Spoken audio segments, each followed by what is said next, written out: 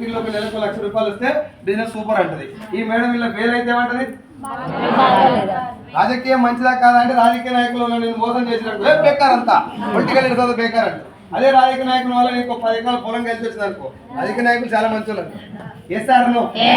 విషయం అది కాదు. ఫస్ట్ ఆఫ్ ఆల్ ఈ పని నీకు నచ్చాలి.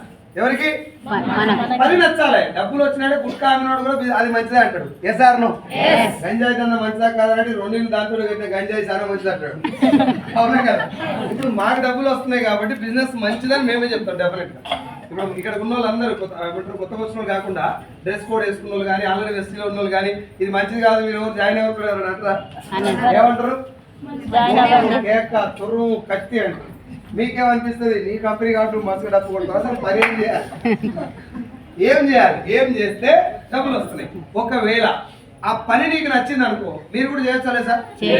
ఇప్పుడు ఇక్కడ కూర్చున్న వాళ్ళందరి కంపెనీ పార్ట్నర్సా ఓనర్లా? ఒకప్పుడు నువ్వు కూర్చున్న దగ్గరనే మేము కూర్చున్నాం. జర్ర మాకు బిజినెస్ అర్థమైంది, నేను ఇక్కడికి వచ్చినాం. ఈ రోజు నేను తీసుకొచ్చినాం.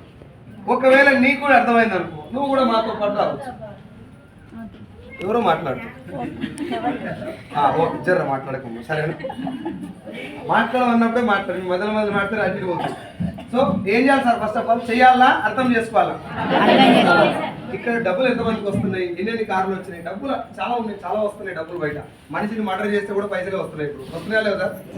అసలు బ్రోకరిజం చేసినా లేకపోతే ఏదైనా అబద్ధాలు ఆడినా స్కాములు చేసినా డబ్బులు వస్తున్నాయి. డబ్బు వస్తుంది కాబట్టి ఈ బిజినెస్ గొప్పది కాదు. డబ్బు వస్తుంది కాబట్టి గొప్పది కాదు. ఏం చేస్తే డబ్బు వస్తుంది, ఆ చేసే పని ఏందో మీరు తెలుసుకోండి. సార్ ఈ పని బాగుంది, ఈ పని నేను కూడా చేయగలుగుతాను, నీ మనసు కనిపించింది అనుకో, చలో ఉన్నాడు మాతో పాటు రండి, అందరు కలిసి పని చేద్దాం. నువ్వు మనకి ఏం నచ్చాలి? పైసలా పనా?